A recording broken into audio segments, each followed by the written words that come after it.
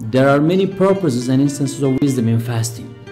First, in respect of God Almighty's dominicality.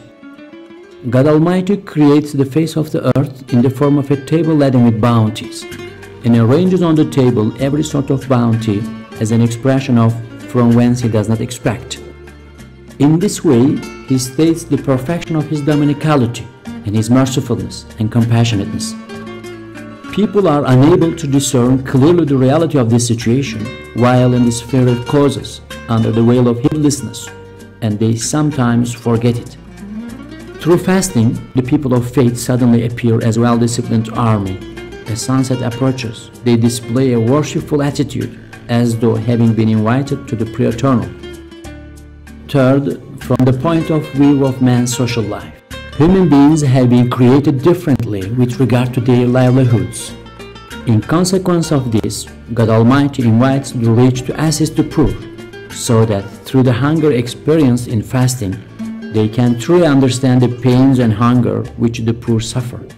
If there were no fasting, many self-indulgent rich would be unable to perceive just how grievous are hunger and poverty, and how needy of compassion are those who suffer them. Fourth, in respect of training the instinctual soul. The instinctual soul wants to be free and independent, and considers itself to be thus. According to the dictates of its nature, it even desires an imaginary dominicality and to act as it pleases.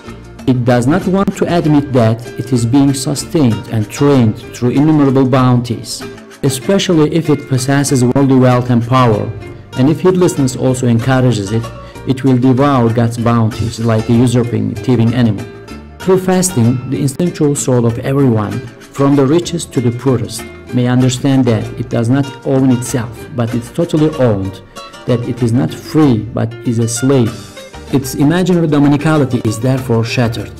It performs its worship and begins to offer thanks, its true duty.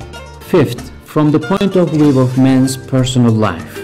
It is a healing physical and spiritual diet of the most important kind.